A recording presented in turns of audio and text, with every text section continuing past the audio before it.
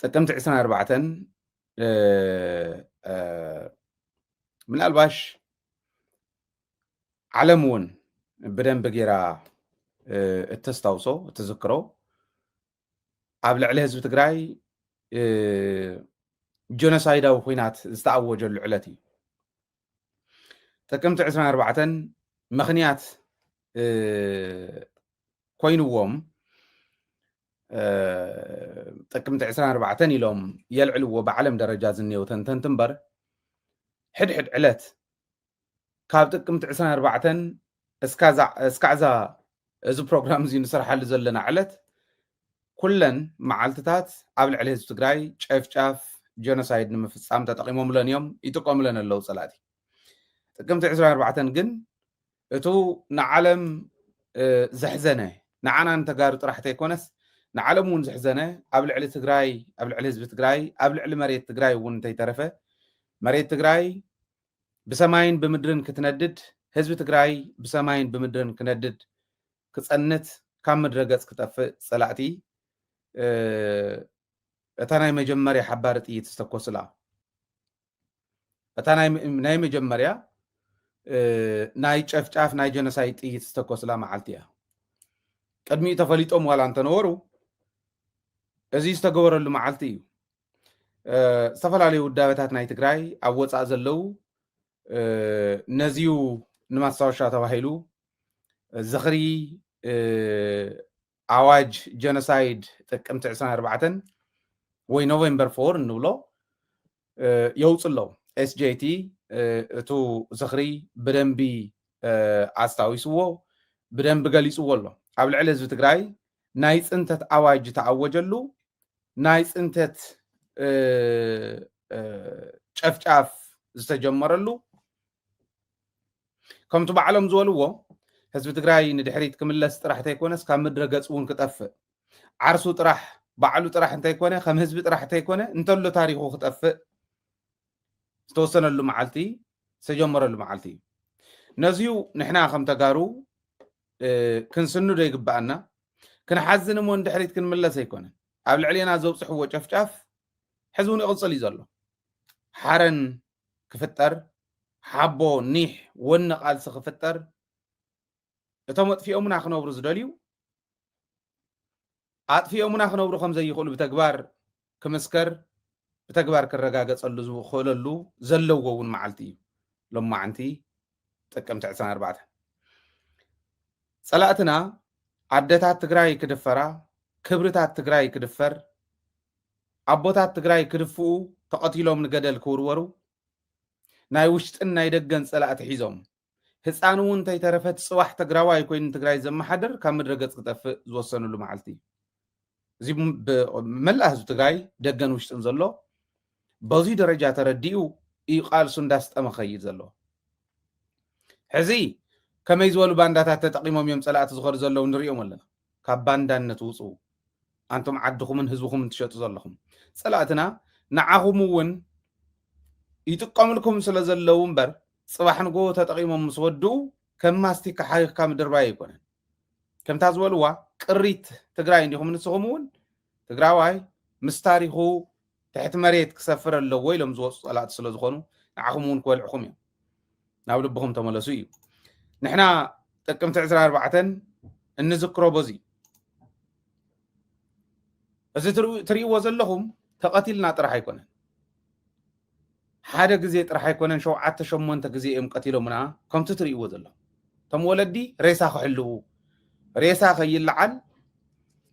ሓዘንና ምሕዳግ ጥራሕ ከይመስለኩም ናይ ሓዘን ዳስ ምዕፃው ጥራሕ ከይመስለኩም መንጢቆም ወሲዶም ኣብ ዳስ ሓዘንና ብደገ ዝሓዘኑ መሲሎም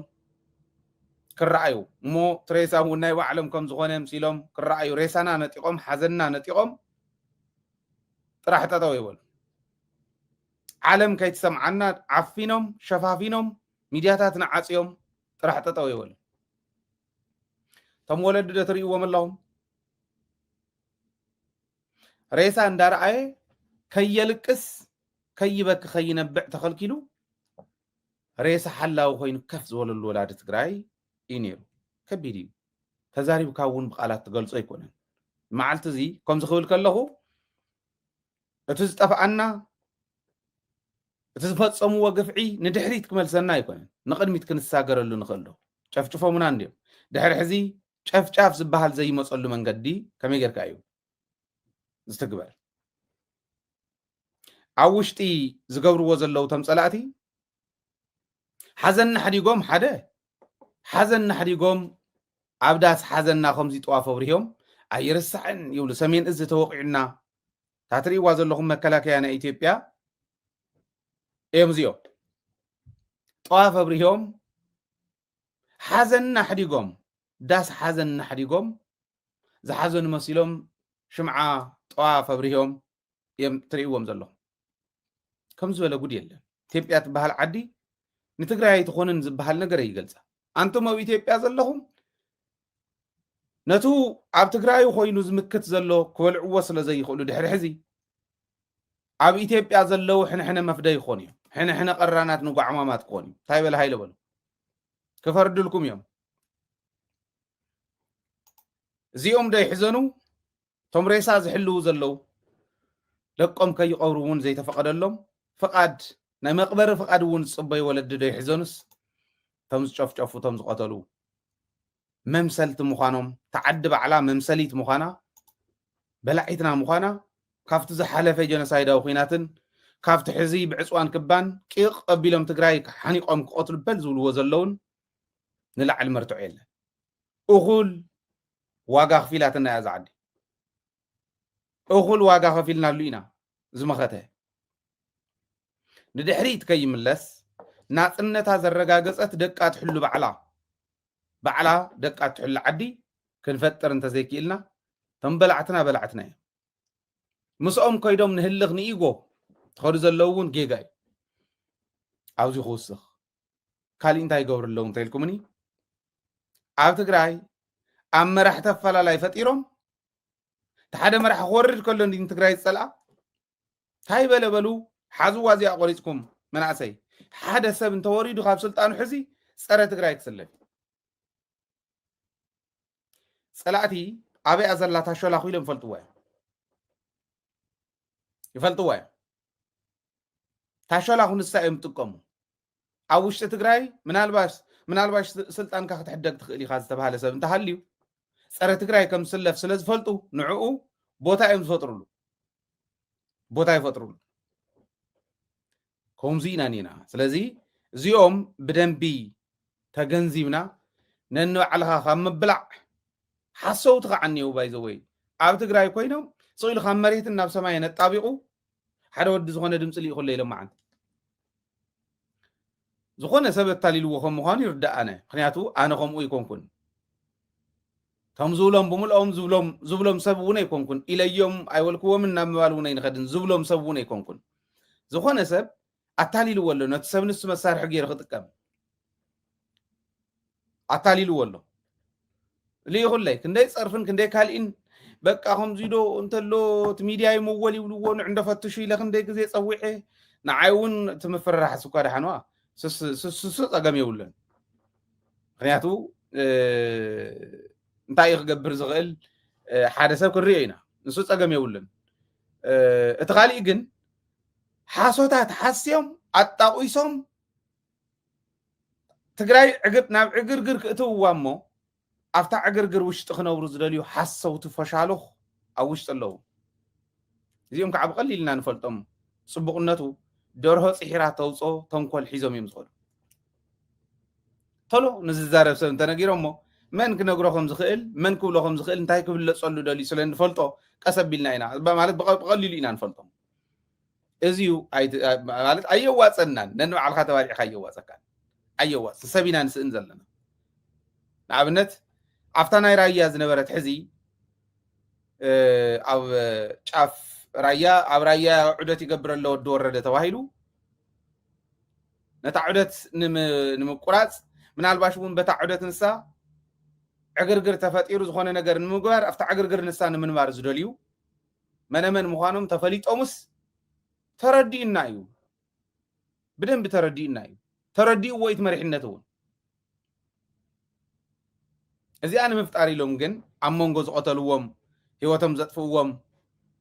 መናእሰይ ኣታሊሎም ብበዓል ወደን ጥሩ ተኣዚዞም ብበዓል ካልኦት ተኣዚዞም ብበዓል ጻድቃን ተኣዚዞም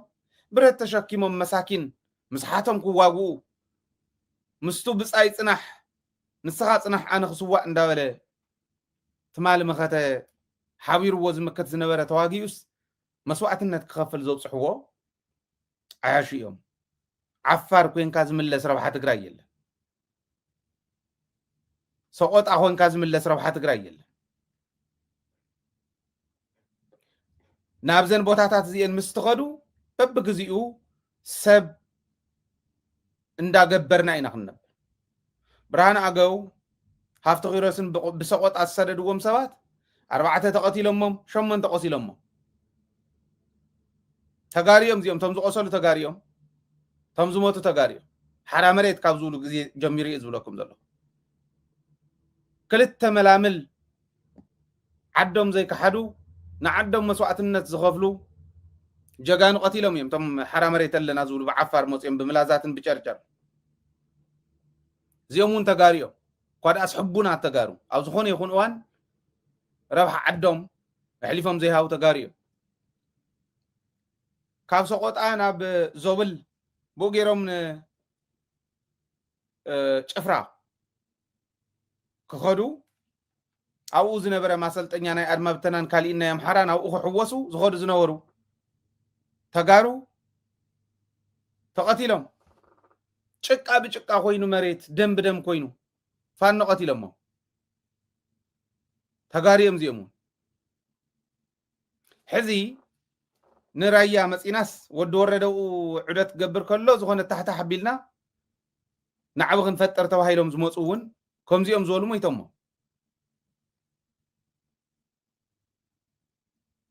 ኣብዚ ኔ ትሪእዎ ኣለኹም ጌቹ ዋይ ገለ እንዳበሉ ይፅውዑ ኣለዉ ጌታቸው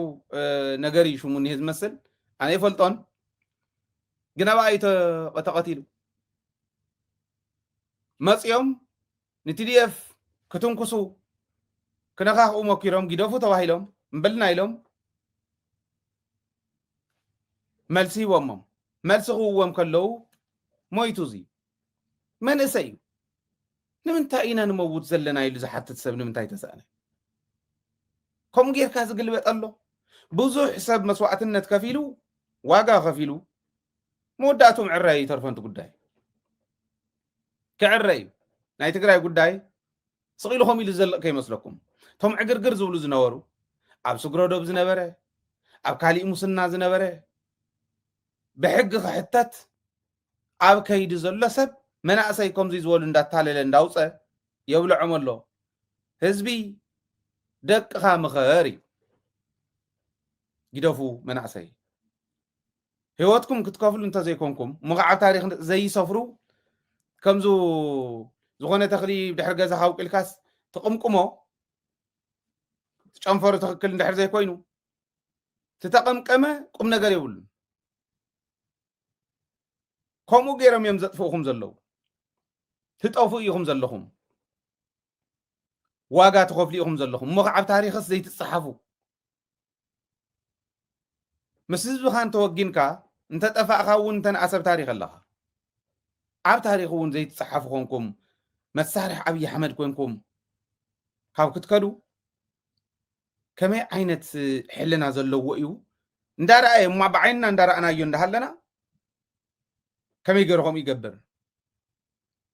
ክትጠፍኡ ኣለኩም ከብሉና ኣለዉ ፀላት ሞብ ከይዱ እውን የጥፉና ኣለዉ በዓል እዚኦም ንስእነ ኣለና መናእሰይ ተጋሩ እዮም እዚኦም ተታሊሎም ዝኸዱ ዓፋር ኮንኩም እዚ ትከታተሉ ኣብ ሰቆጣ ኮንኩም ኣብ ፀለምቲ ኮንኩም እዚ ትከታተሉ ጊደፉ ንዓድኹም ተመለሱ ተበሊዕኹም ዋጋ ከፊልኩም መወዳእትኡ ምስትኸኻለ ይተርፉ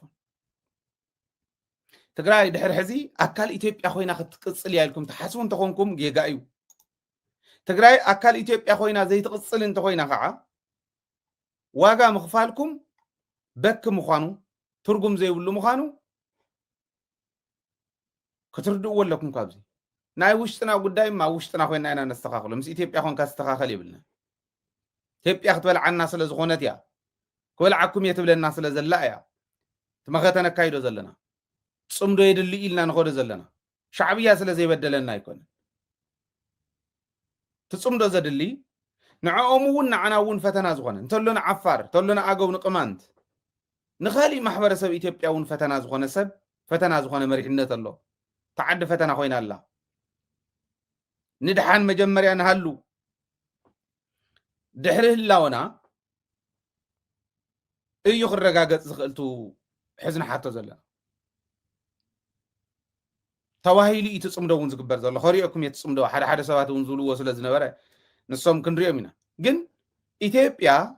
نعنا زي تخون نهنا من بريت زي كونت هاجرنا خوينا خد قصل زي تخل عد مخانا زي جاي الرجال زني شابيان قطرو شابيا السون قطرو ኢትዮጵያን ወግቶ ባህር በርና ያሳጣንና አገር ያስገነጠለ ካዲ ነው። ኑ እንታረቅ ብሎ የፖለቲካ ድርጅቶችን በእርቅ መድረክ ጋብዞ በሬ አርዶ ያረደ ካዲ ነው። ሰሜን እዝ ላይ ደገመው እሱ ነው። አሁንም በየቀኑ ይክዳል።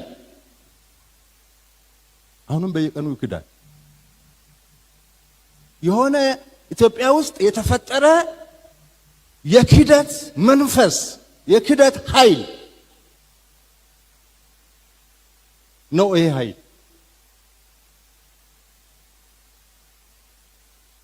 ኃይል እስካልተነቀለ ድረስ ኢትዮጵያ ሰላም አታገኝም።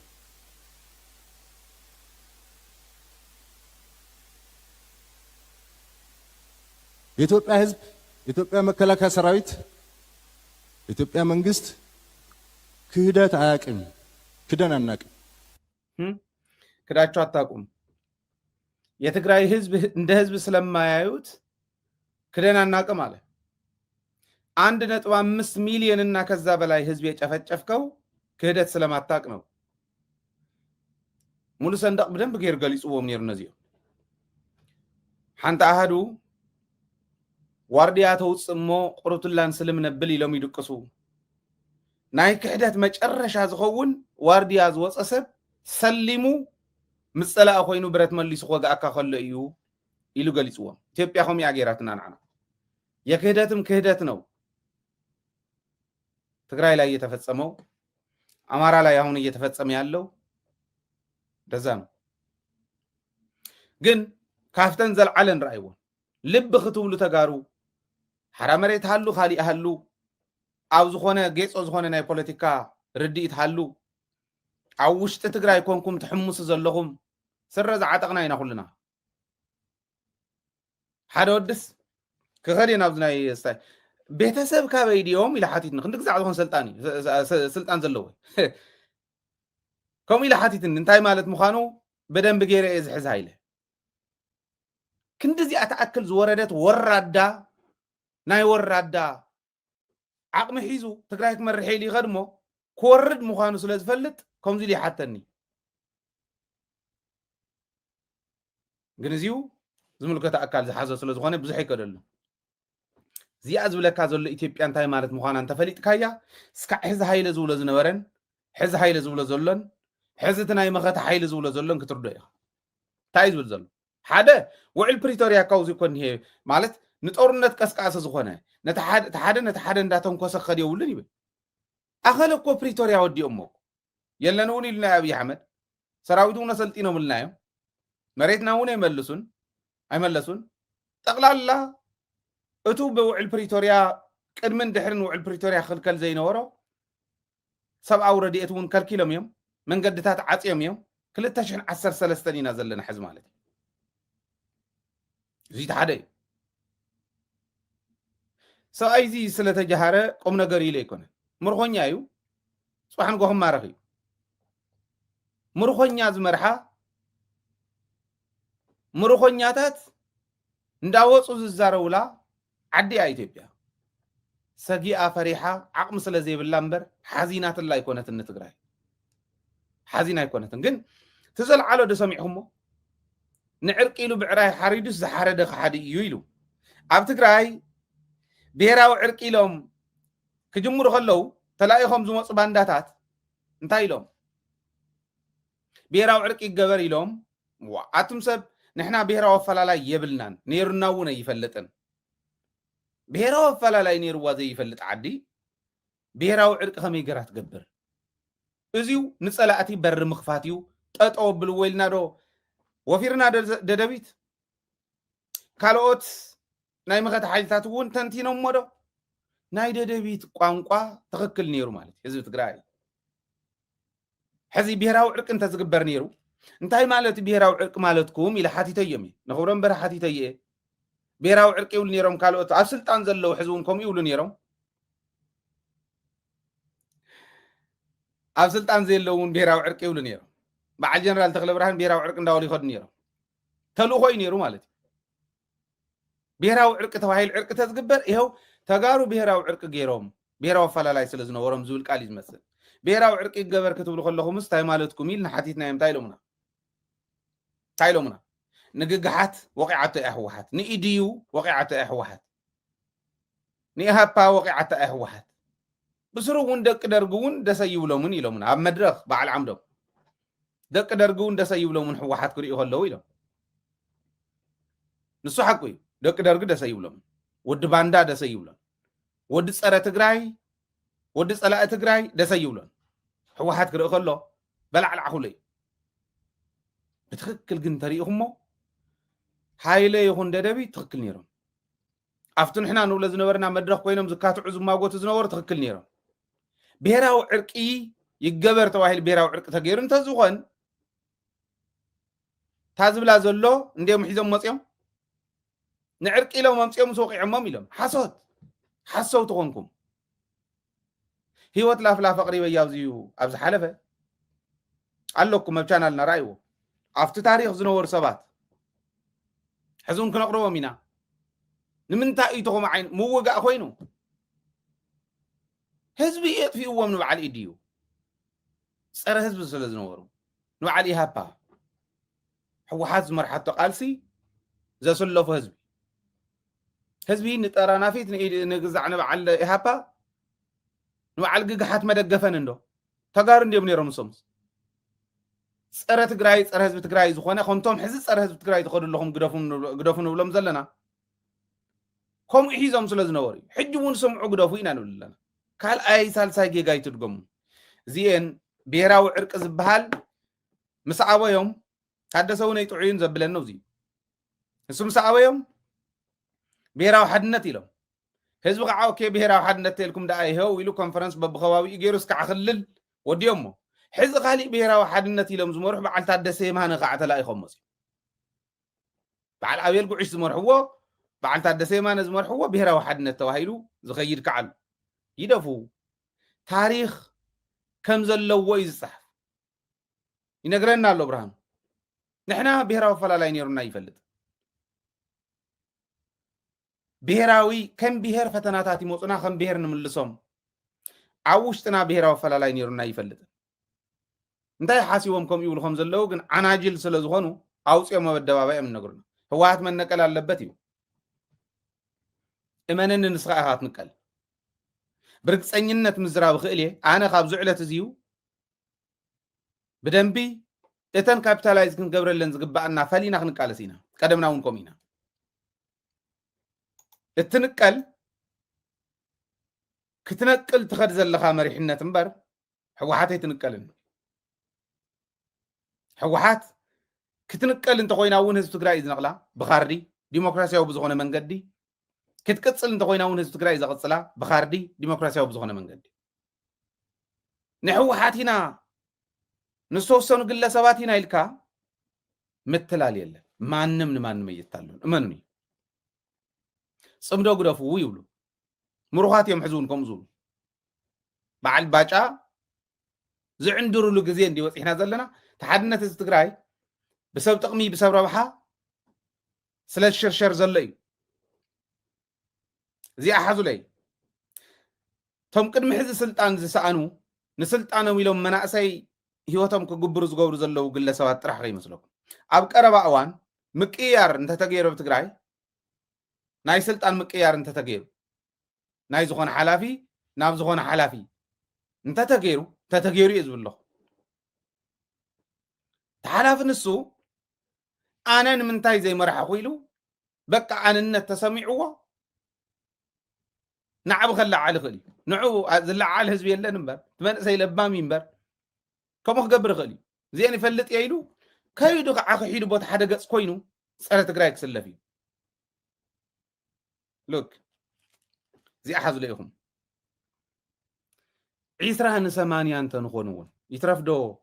تسعة تشعة نت تشعة percent حزب تግራይ عب حدا كوينو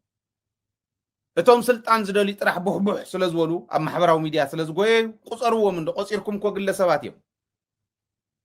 ሙስተሓፋሽ ዝወዳደሩ ኣይኮኑን ይትረፍደኹም ኮይና 80 ኮይኖም ንሶም 20 እንተዝኸውን ትበዓል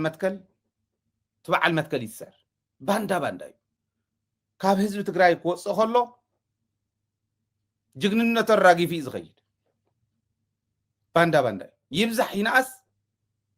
عمت كل حزبي اب حزباوي حتو اب امام حزباوي حتو طرح زلو يعوت طرطر يولن بزي تفرحوا توش اذن هون زيوم دار اي خيدلو وزو الامنه لن بعد واقع كم زي يبلو ያነች ያለው አሰብ የኢትዮጵያ ስለሆነች ነው 100% ፒሪድ በተንኮልና በሸፍጥ አስመራና አዲስ አበባ ሆናችሁ ወስዳቸዋል ያኔ የተናገራቸው የለም በዛን ጊዜ የሚናገር ሰው አንገቱ ይቆረጣል አማራ እንደሚተርተው ደረቃቅ ጉሮሮ ይቀዳል ምን ማለት ነው መቼ ለማን የት ልናገር የሚል ነገር ነበር ጄነሬሽኑ የሚጠብቀው አሁን ደግሞ የኢትዮጵያን አሰብ የሚያስመልስ ጄነሬሽን ነው ያለው ስልጣን ላይ ያለው መንግስት የዚህ ጄነሬሽን ነው በጠቅላላ የኢትዮጵያ ህዝብ በዚህ ተግባብቷል አሰብ የኛ ነው አይደለም አሁን ጥያቄው እንዴት ነው የምንመልሰው ነው ስለዚህ አዎ በጉልበት ነው የወሰዳችሁት በጉልበት የወሰዳችሁትን በጉልበት ይመለሳል ክፉ ከመጣ ነገር ግን በጉልበት ለመመለስ አንሄድም ይልቁንስ ወደ ጉልበት ከሚከድ ብንተባበር የኤርትራ ያ ክቡር ህዝብ አንድም አይንቀሳቀስ በአሮጌ የጥንት ዕቃዎች የተሞላ ሙዚየም የምትመስል አገር ውስጥ እግዚኦ ኤርትራውያን እዚ ክሰምዑ ከለው እንታይ ክስምዖም ከም ዝኽእል ኣይርዳእን ኣገላልፁ ማለት ባጫ እዩ አርቲስት ስለዝኾነ በቃ ተንቃላት ቀራሪሙ ይገልጻሉ ንኤርትራ በአሮጌ የሙዚየም ዕቃ የተሞላ ቤት ምትመስል ሀገር ይልዋሉ ሀገር ይጽርፍ ዘሎ ሀገር ይባይ ወይ ኢሳያስ አይኮነን ንሻዕቢያ አይኮነን እዚ ምሩኽ እዩ ተናይ አንተ ወይውን ምሩኽ እዩ ምሩኻት ጫው ክብሉ ከለው ባዕሎም ከም ዝብልዎ እምበኣር ሓንቲ ምስላ እንዲመሲሉ ምስላ መሲሉ ደረቃቅ አንገት ይቆርጣል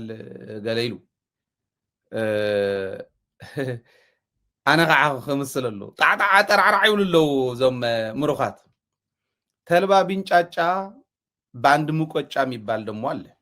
ይሄን እንዳረሳል በለውና ሀገር ከምጽረፈ ግን ኤርትራውያን ሰምዑ ብንተባበር የኤርትራ ያ ክቡር ህዝብ አንድም አይንቀሳቀስ በአሮጌ የጥንት ዕቃዎች የተሞላ ሙዚየም የምትመስል አገር ውስጥ አጭቆ ያም ያ ሙዚየም ጎብኚ የሌለው አድርጎ ማቆየት አይችልም ነበር ከኢትዮጵያ ዳር ድንበር እጅህን አውጣ ጽምዶን አቁም ለተለያዩ ጽንፈኞች የምታደርገውን ድጋፍ አቁም ይሄን ካላቆም it is a matter of time ማንም ራሱን ይከላከላል እንዴት እንደምንዋጋ ኤርትራኖች ያቁናል በረምባር እንዴ ተጨፈጨፍን ሲላል ነበር ትላንት እኮ ተጨፈጨፍን እኮ ይብል ኤርትራ አኸድን ከሎ ድራመኛታት የምዚው ያስገባል ይታረዳል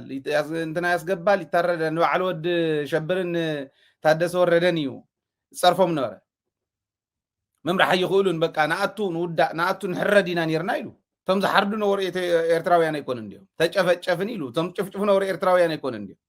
እንዴት እንደምንዋጋ ኤርትራውያን ያቁናል ደሞ ዝብል ከምዚ ዝብል ከዓድራ ማሒዝ ሞጽ ቁም ነገር የብሉን ኢልኩም ይትግደፉ ተጋሩ ኮንኩም ኤርትራውያን ኮም ኢልኩም ይትግደፉ ታይ ዘሪኤና ይመስለኩም እዚ ትግራይን ኤርትራን ድሕሪ ሕዚ አፈላላይ በዘይፈጥር መንገዲ የጊዜ ጉዳይ እንጂ እናስመልሳለን እንዴት እናስመልሰው ነው አሰብየኛ ነው አይደለም ብቻ አይደለም ይያልን ያለ ነው እንዴት እናስመልሰው እንጂ አሰብናህና ይዝብልስ ሕቶ ይውልን ይሉ ናይ ጊዜ ጉዳይ ይሉ ናይ ጊዜ ጉዳይ እንተ ዘይኮይኑ ኢትዮጵያን ኤርትራ ከም ተወራ ፍሉጥ እዩ ለካሉ 4 ነጥቢ አምባሳደር እዩ አወራር አፍቱ ጨፍጫፍ ናይ ትግራይ እውን ፊት አውራር ኮይኑ ይሰርሕ ነበረ እዩ ናይ ጊዜ ጉዳይ እምበር ኤርትራ ክትወረሪ ኢኺ እንዲ ዝብለካ ዘሎ ቃል በቃል ስለዚህ ንሕና ጊዜ ዘይመልሶ ጊዜ ዘይብርዞ ሓድነት ህዝቢ ትግራይን ህዝቢ ኤርትራን አረጋጊጽና ኣለና ዝብል አዋጅና ንጽብሕ ጊዜ ዘይብርዞ ተጋሩ ኤርትራውያን ኢሎም ሕማቅ ዘየርእሉ ኤርትራውያን ተጋሩ ኢሎም ሕማቅ ዘየርእሉ እንተዘይ ኮይኑ አውዚ ንሓቶም ሕቶታት ናታቶም ገይሮም ወሲዶም ምምላስ እንተዘይ ጀሚሮም ከምታ ናይ በቅድሚት ማለት ዝረአናያ መሊሶም እዮም ተናኣስ ሓደ መልሲ ናተይ ሕቶ እንታይ ነይሩ 4 እንዴን ان ثلاثه صنحين تحنت الحري لزوسخوا كان مريت وصو كتصامو دخلهم ناي ماخل زدرادر ذكر اخر تحلي بحوار نحلوو حدينا ندحر نبل مهراني توو مؤخل يخون دحر كعا اتوم كاب معراب زتلاخو لي زرزر كاب حدا بيتسب شدشته زاخلو سبات تعسيرهم نايهم ابيرترا سرعت كوينهم اب جردين بصراحه جردين ونيم زلو زبل مسحلفكو اسرات فتحو زبل تقريبا يرى نوزي مل تقريبا ملو صبقي زياد صبقتي نسوقم نقدميت زلو اسر زبحال كله بحجز فرد بحجز اب تግራይ فرد بتግራይ ኤርትራ فرد ኤርትራ فرد بحجز فرد እንተሆይ بدل زبدل እንተሆይ ኦኬ ናብነት ኣብ ስግሮዶብ ተዓሲሮም ተጸሚዶም ዘለው ተጋሩ ነነዘገጽ ኣብ ስግሮዶብ ተዓሲሮም ዘለው ኤርትራውያን ንየገጽ ክልቲኦም መንግስታትና ተላዘቡ ሕጋው ስጉም ተወስድሎም ጽቡቅ እዩ አባና ተተሐዘ ኤርትራው እንተሃሊውን ኣብ ኤርትራ ተተሐዘ ትግራዋይ እንተሃሊው ስግሮዶብ እንተኮይ ስግሮዶብ ጌጋ እዩ እተኻሊ ግን ተጫዊቶ ወሰደ ይኹን በተን በቀዳማይ ዘርዘርና የን ሪዝን ይኹን ኣብ ዝተፋላለዩ ዘለው ወስኹ ትጀመርኩም ወግን ጽቡቅ ብለለኹ ኣነ ቃል በቃል ይነግረና ዘሎ ናይ ጊዜ ጉዳይ ሕዚ ኣብ ትግራይ ዘሎ እንተስ በቲኖም ከም ትዛዕትዎ ዘሎ ነንባዕልና ባሊዖም እንተስ ንትግራይ እንበርኪኾም ንትግራይ ወሪሮም እንተስ ንትግራይ መራሒ ቀይሮም ንሕወሓት ፈንቂሎም ካብ ህወሓት ወፃኢናታቶም ምስለኔ ኣቐሚጦም ከምቲ ህወሓት መነቀል ኣለበት ዝብሎ ዘሎ ብርሃኑ ከምኡ ገይሮም ኣብ ትግራይ ናይ ባዕሎም ምስ ሰቐሉ በል ህዝቢ ትግራይ ክተት ኢሉ ህዝቢ ትግራይ ኣኽቲቱ ዝወስድ ንምምጻእ እዚ ኾነ ይኽእልን ቶም ትማል ሰዓርዎም ዝማረኽዎም ነዞም ዝኔው ምሩኻት ዝልፍልፉ ዘለው ንሶም እዮም ባዕሎም ቶም ህወሓት እውን ንሶም እዮም ቶም ሻዕብያ እውን ንሶም እዮም ካሊእ ጣጣ ክመጽእ ኢለ ኣይኮነን ኣብ መንጎ ትግራይን ኤርትራን ዘሎ ኣፈላላይ ህዝቢ ብዘርክዕ መንገዲ እሞ ከዓ ብሓያል ፍጥነት ክትግበር እንተኽኢሉ ናይ ዚኣቶም ባዕሎም ከም ዝብልዎ እዳው ገብስ ነው እንዳወፃኻ ብምልፍላፍ ኣይኮነን ከይድካ እዩ ዝኾነ ሓፂን መፂን ሪኦም ኣለዉ ማለት እንዲ ሓፂን መፂን ክሪኡ ከለዉ እዮም ዝዓቡ ከም ትሪእዎ ነበርኩም እናልካ ናይ መንግስቱ ሃይለ ማርያም ግዜ ብረት ተሸኪሞም ኣብ ኣየር ዶ ኣብ ግዛዕ ዶ ተንጠልጢሎም በሙሉኦም ኣየር ወለዶም ተማሪኾም በዓል ብርሃኑ ኣየር ወለድ ነበሩ እዮም ከምዚኦም ዝበሉ ለፍለፍቲ እውን ተማሪኾም ምሕረት ጌርካሎም ዝዓብዱ ዲያብሎሳት እዮም እዚኦም ነዚኦም ከዓብደን ብምካት እዩ ያውቁናል አሰብ የኢትዮጵያ ነው ማለት ሉዓላዊነት መዳፈር ነው ይላሉ የኤርትራ መንግስት እንዴ የኤርትራ መንግስት እኮ አንድ ጥያቄ ልጠይቃቸው እናንተ የኤርትራን ሉዓላዊነት እየጠበቃችሁ ነው እርግጠኛ ናችሁ የሰው አፍንጫ የመታ አፍንጫይን አትምታ አለ እንዴ እስኪ እናንሳ። ኢትዮጵያ ውስጥ ገብታችሁ ስታበቁ እንዴ ኢትዮጵያ እኮ ምንም አላለችም። እባካችሁ እጃችሁን አውጡ ነው። ውሸት አላለችም ኢትዮጵያ። እንደዛ በአማርኛ እመለስበታለሁ በደንብ መልስ መሰጠት ስላለበት። ኢትዮጵያ አላለችም እባካችሁ እጃችሁ አውጡ አላለችም። አልገቡም ነው ያለችን። እንደገቡ በትግራይ ህዝብ ትግል ውጭና ውስጥ ያለው ትግራዋይ ተቀናይቶ በሰራው ትግል ተጋለጡ እንጂ አልገቡም ነበር ያለችው ኢትዮጵያ። ዛሬ ትላንት የተናገሩት ረስተውት ምናልባት ሾርት ሜሞሪ ሆነው ሊሆን ይችላል ራሳቸው እንደሚናገሩት። ትግራይ ውስጥ ገብቶ የነበረው የኤርትራ ሰራዊት ግን አልገባም ነበር የሚባለን በነባጫ። ዛሬ ማን ሊሰማው ነው የሚናገረው? ኤርትራውያን ይቅርና እኛ ተጋሩት እንሰማዋለን እንዴ? ይሄ ነው የነሱ ተንኮል። በደንብ ማየት ያለብን የኢትዮጵያ ሉዓላዊነት ደፍረ ያንተ ሉዓላዊነት የት ነው ያለው? ሌላ አገር ሉዓላዊነት እየተዳፈርክ የራስ ሉዓላዊነትን መጠበቅ አለ እንዴ ማለት አትችሉም። መሰል የውልኩምን ከምዚ ክትብሉ እዮም ክበሃል ዘሎ ትክክል እዩ። ኤርትራውያን ኣይኣተውን ኣይኮነን ዝብ ዘሎ ኣትዮም እዮም ኢልና ተኸራኺርና ተቃሊስና ስለዘቃላዕናዮም ዓለም ፈሊጣቶም እምበር ኣይኣተውን ኢሎም ሕምጥ ጠቢሎም እኮ ሓቢኦም ዘጭፍጭፉና ዝነበሩ ሰባት ኮይም እዚኦም። ማን ይሰማሃል ነው። የኢትዮጵያ መንግስት እኮ ትዕግስቱ ወደር የለውም። እና ማን ነው የኤርትራን ሉዓላዊነት ተነካ ብሎ የሚከራከርልህ?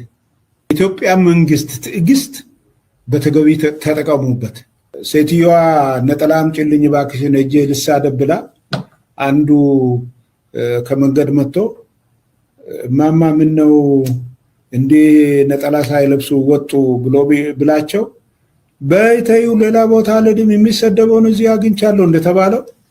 ኤርትራ መንግስትም ምን ብሎ ነው እሱ ቲፒኤልኤፍ ጋር የሚጣላው? ቲፒኤልኤፍ ራሱ ተዘጋጅቶለት መጣ ከመንግስት ጋር ፕሪቶሪያን የሚያፈርስለት ከሱ ጋር አንድ ሆኑ። በዚህ መሰረት እሱ የሚፈልገው ዓላማው የኢትዮጵያ ሰላም እንዳታገኝ ነው። ስለዚህ ለኤርትራ መንግስት ተቃርኖ አይሆንበትም። ዓላማው ኢትዮጵያ ሰላም እንዳታገኝ ነው። የኢትዮጵያን ሉዓላዊነት መድፈር ነው። ተቃርኖ የሚሆነው ለማን ነው? ለቲፒኤልኤፍ ነው። ቲፒኤልኤፍ በጄኖሳይድ በዝርፊያ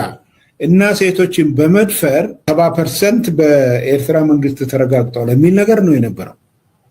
ውሸት። አያችሁ እነ ጌታቸው እነ ጻድቃን እንደዛ ብለው ሲናገሩ 70% ሲሉ ተልእኮ ነው ማለት ነው። ይኹም እንዶ ታ ብሔራዊ ዕርቂ ትብል እውን ተልእኮ ከም ዝነበረት ብርሃኑ ነጊሩና ኣሎ። እታ 75 70 ገለን ትብል እውን ተልእኮ ከም ዝኾነት እዚ ምዕንጅሉ ይነግረና ኣሎ። ንሱ ኢና ክንርዳእ ዘለና እምበር ናይ መንዩ ናይ ባጫ ዘረባ ቁም ነገር ቆፂርናዮ ይኮነን። ላዕላውነት ናይ ኢትዮጵያ ደፊርኩም ኢትዮጵያ ላዕላውነታ ዘድፈረት ባዕላ እያ ብመንግስታ። ኤርትራ ደፊሮ ኣተወን ይብልን ላዕላዊት ሃገር እያ ኢልና ኣሚንና ፈቆዱ ተፈላለዩ ኩርናዓት ኢትዮጵያ ክንሰርሕ ከለና ኢትዮጵያ ክንዕቢ ከምቲ ዓንቶ ዝበልክዎ ዝደቀስናሉ ላዕላውነታ ድፊራ ላዕላውነትና እውን ዘድፈረትና ኢትዮጵያ እያ። ኤርትራ ዝገበሮ ስሒተየ ይኮነን። እዚኦም ግን ዝብሉና ዘለው ንምንታይ ምዃኑ ብደንብ ይርዳእኒ እዩ ንክብል ደልየ ይርዳእና ኩልና እውን ክርዳእና ክእል ኣሎ። ኣብዚ ኣለና ሕዚ ኣብዚ ኮይና እዚኦም ዘምርኮኛ ጀነራላት ዝብልዎ ዘለው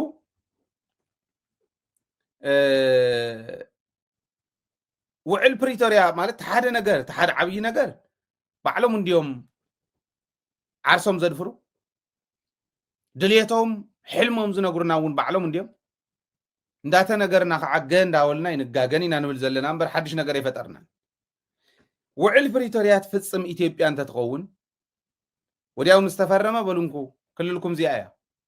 ስለዚ እምበኣር ፖለቲካል ዳያሎግ ንግበር ተዝበሃል ክንሽወድ ነርና ኢና። ሓደ ፅቡቕነቱ ፀላእትና ኣብ ልዕሊ ህዝቢ ትግራይ ዘለዎም ፅልኢ ጫፍ ዝወፀ ስለ ዝኾነ ቶሎ ንክነቕሓሎም የኽእለና እዩ። ትዕግስቲ የብሎምን። ንኣብነት ኣብይ ኣሕመድ መፂ ሞተር ኢኹም ብዘይንስኹም ትንቀሳቐስ መኪና የላን ኢሉ አንጨብጭቡ ዕልል ኢሉ ክንዲ ኣብ ናይ ትግራይ ፓርላማ ከም ተንጨብጨበሉ ኣይተንጨብጨበሉን ኣብይ ኣሕመድ ኣብ ካሊእ ድሓር ግን ፅሊ ህዝቢ ትግራይ ኣብ ልዕሊ ህዝቢ ትግራይ ዘለዎ ፅሊ ጫፍ ዝወፀ ስለ ዝኾነ ትዕግዝተ ይረኸበን ጀጋኑና ከዋርዶም ሞኪሩ ብሹም ኣብይ ኣሕመድ ሓየሎም ክለዓል ከሉ ሕሰብ እንዳረቀ ይመውትን እንዳግዛዕ ይመውትን ይብል ደርጉ ነይሰዓሩን ዘይበሎ ይነበረን ህዝቢ ትግራይ ቆቋሕ ስለ ዝኾነ ወዲያው ነቂሕሉ ተጠንቀቁ ኢሉ ኢዱ ስሒቡ ታተንጨብጭብ ነበረት ኢዱ እውን ብደንቢ ገይረ ስሒቡ ካሊእ እውን ንኣብነት ኣብይ ኣሕመድ ከምኡ ኢሉ 100 ቢልዮን ኣጥፍየ እንዲሉ 100 ቢልዮን ጥራሕ ግን ኣይኮነን 32 ቢልዮን ዶላር ካብ ዓረብ ሃገራት ከም ተዋሃቦ ፕሮፌሰር ሂስኬል ነጊሩና 32 ቢልዮን ዶላር ናይቲ ዓዲ ዓቕሙ እውን ሕሰብዎ እዚ እንዲ ኣጥፍዩ እዚኦም ሞ ይትረፉ 1 ቢልዮን ዶላር ካብተን 32 ምጥፋእ እውን ይመድልዮ 1 ቢልዮን ዶላር 150 ቢልዮን እያ ክትኮን 150 ቢልዮን ቅርሺ ማለት እኮ ክልተ ኣባይ ማለት ኮይኑ ክልተ ኣባይ ግድብ ማለት እዩ ተከዘ ግድብ ገዲቡ ኣብ ተንቤን ቆላ ተንቤን ትጠምብ ዘለካ ኢሪጌሽን ናይ ኣክሱም ዓባይ ጥንታዊት ከተማና ማይ ሲኢና ዘላ ይሄው ማይ ኩለን ከተማታት ትግራይ ናይ ማይ ሽግር ተፈቲሑሉ ናይ መቐለ እውን ናይ ካሊእ እውን እዚ እኮ መሸነፋ ነይሩ ንሕወሓት መስዓራ ነይሩ ክስዕሩ እንተዝደልዩ ኣማኢት ቢልዮናት ካብ ምጥፋእ 1 ቢልዮን ዶላር እኽልቲ ነይራ ናይ ትግራይ ፀገም መፈትሐት ፅልኦም ጫፍ ዝወፀ ስለ ዝኾነ ግን ይትረፍ ዶ በሊዕና እታ ተፈጥራዊት ምራቕና እንትንውሕጥ እውን እዮም ዕረ ዝጥዕሞም ይቐንኡ ህዝቢ ትግራይ ክጠፍእ ክሓርር ክደርቕ ስለ ዝደልዩ ማለት እዩ እዚኦም እዮም ቶም ፀላእትና ቀዲሞም ከምኡ ይገብሩ ዝልእኽዎም ባንዳታት እውን ሽኩል ዝብእስ ቀርኒ ነክስ ከም ዝበሃል ቀርኒ እዮም ዝነክሱ ጌታቸው 2 ዓመት ሙሉእ ኣጆኹም ከምዚ ንግበር እናበለ እንተዝኸድ ነይሩ ሸዊዱና ነይሩ ደደቢት ቀዲማ በፂሓትሉ ደደቢት ህዝቢ ኣሚና ህዝቢ እውን መድረኻት ፈጢሩ ነንባዕሉ ተኣማሚኑ ቪኣይልዎ ፈንጊልዎ ጌታቸው ገና እንታይ መፀ ሰሙን እንታይ ገበረ ህወሓት ሪፎርም ክገብር እዩ ኢሉ ንምንታይ ህወሓት መነቀል ኣለበት ዝብል ዕላማ ናይ ፀላእቲ ተሓዚ ሰማዕናያ ከሳኽዕ ሽኩል ዝብኢ ቀርኒ ነክስ ማለት ንሱ እዩቶም ተላኢኾም ዝመፁ ዛብእ ቀርኒ እንዳነኸሱ እዮም ተዋሪዶም ከይዶም እስካዕ ሕዚ ቀርኒ ዘይነኸሱ ልያቡ ግን እኒአው ንፈልጦም ኢና ገለገሊኦም ነውግዖም ኢና ካልኦት እውን የውግዕዎም እዮም ሰላም ኮይኖም ከም ዘይተፈለጡ ክኸዱ ከለው ይፍለጡ እዮም ሓንቲ ስድሪ ክትከይደ ይትኽእል ፅቡቕነት ናይ ትግራይ ንሱ እዩ ፅቡቕነት ናይ ትግራይ እቲ ንዓዱ ዝሓስብ ንህዝቡ ዝሓስብ ንህዝቡ ዝሰርሕ ኢንተለጀንስ ኣብዚኡ ትብቕዓቱ ኢንተለጀንስ ኮይኑ እውን ነቲ ኢንተለጀንስ ከመይ ገሪኡ ሒዝዎ እኒሄ ካብኣቶም ክኸድዕ ንዝደለየ ወታደር ኮይኑ ነቲ ወታደር ሲቪል ኮይኑ ነቲ ሲቪል ፖለቲከኛ ኮይኑ ነቲ ፖለቲከኛ ትብቕዓት ንሱ እዩ እዚ ንረዳ እዩ ኣብዚኡ ኩሉ ግዜ እንተንጨብጨብ ኩሎም እውን ኣነ ማለት ሓጎሰይ ወሰን ይብሉ ጀጋን እዮም ፈሊጦሞም እዮም እከለ እንታይ ይገብር ዝብል ስለዝፍለጥ በበይ ተሓዝ ዝበሃል ይፍለጥ ኣይትስግኡ እዚ ኣይትስግኡ ብርግፀኝነት እየ ዝብለኩም እዚ ዝግበር ዘሎ ክንርድኦም ይግባእ ሕዚ ኦኬ ላዕላውነት ዓታ ተመሊስኩም ረኣይዎ ትናህና ናይ ቅድሚ ሕዚ ኣብ ራምብል ክትረኽብዎ ኢኹም ቶም ቻናላትና ዘጥፍዎም ኣብ ራምብል ኣሎ እዩ ኣብ ኣርካይቭና እውን ስለ ዘሎ ክንልጥፍ ክንምኩር ኢና ላዕላውነተይ ተደፊረ ክትብል እያ ኢትዮጵያ ኣይምን ክትብል እያ ኤርትራውያን ግደፉ ላዕላውነት ናይ ትግራይ ደፊርኩም ተኣቱ ዘለኹም ውፁ ላዕላዊት ሃገር ላዕላዊ ህዝቢ ኢኹም ደፊርኩም እንዲኹም ፅባሕ ንጎ ላዕላውነትና ጥሒሶም ኣትዮም ኢሎም ክመፅኹም እዮም ቃል ብቓል ኢናልና ኣብዚ ምስ ለገሰ ቶም ኤርትራውያን ምሳና ዝሰርሑ ዝነበሩ እውን ከምኡ ኢልና እዮም እታ ቃል እዚኣ ከም ትመፅስ ንፈልጣ ኢና ማለት እዩ ኣብዚ ተጋሩ ንባዕልና ክረዲት ንሃብ ፀገም የለን ማለት ክረዲት ናብ ማንም ይኽእል ብዘየግድስ ግን ተጋሩ ንሃቦ ፈሊጥናየ ኢና እዚ ከም ዝመፅእ ስለ ብሄራዊ ዕርቂ ሸሪሖሞ ዝነበሩ እንታይ ምዃኑ ነጊሩና ህወሓትን መንቀል ህዝቢ ትግራይ ክንቀል እንተኮይኑስ ህወሓት ክትንቀል ኣለዋ እዩ زيايا نمنتاي بحر غيورس زبعኛ ኮይናቶም ኣላ ዋርድያ ኮይና ኣላ ንምንታይ ናጽነት ህዝቢ ኤርትራ እውን ስለ ዝቕበል ካብኡ ግን ብስሩ እውን ንባዕላ ንኸጥፍእዋ ከም ምዃኑ ትዕእቱ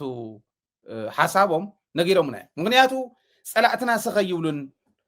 ትዕግስቲ የብሎምን ጽልኢ ኣብ ህዝቢ ትግራይ ዘለዎም ጽልኢ ቶሎ ቶሎ እዩ ዝግለጽ ንኣብነት ወይለይ ንሓደ ህዝቢ እቲ ህዝብን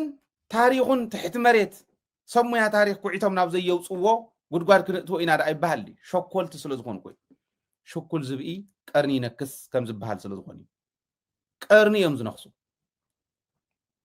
ኣውዚና ዘለና ሕዚ እዚኣቶም ዝልእኽዎም ግለሰባት ኣበይ ከም ዝጀመርዎቱ ተንኮል ይነግሩና ንኣብነት እዚኣ ጣዕሚ ዓረዶም ዝለጠፈ እያ ኣነ ማለት ከም ዝበለ ናይ ጉዳት ሽርሒ ትምልጣፈ ውዚ ብዙሕ ዘይምቸወኒ እንዲ ግን ራእይዋ ፓርቲ ናይ ስምረት ፓርቲ ዝወለደ ውዕል ፕሪቶሪያ ይብል ለካ ውዕል ፕሪቶሪያስ እታ ስምረት ፓርቲስ ኣብ ፕሪቶሪያ እያ ተወሊዳ ባዕሎም ዝነግሩና ዘለው እዩ ከላልን ጣዕመን ቀሪቦም መፋና ዝገበርዎ ኢንተርቪው ስምረት ፓርቲ ዝወለደ ውዕል ፕሪቶሪያ አይብሉ ውዕል ፕሪቶሪያስ ስምረት ፓርቲ ወሊዱ ክልተ ነገር ኣውዚ ንልዕል ሓደ ለካ ኣብ ፕሪቶሪያ ወሲዶም ዘጥነስዎም ባንዳታት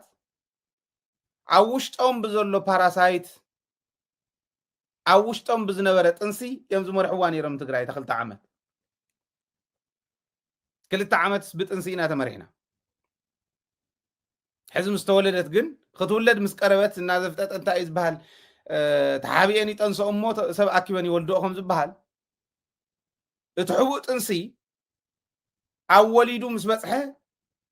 ኣብ ልዕሊ ህዝቢ ትግራይ ጋዶ ምውራድ ምስ ጀመሩ ህዝቢ ትግራይ ነቂሕሎም ኣብ ኣደባባይ ክውለድ ኮይኑ ሰብ ኣኪብካ ናብ ምውላድ በፂሑ እታ ግዜ ንሳ ተቃሊዖም ሃዲሞም ከይዶም ማለት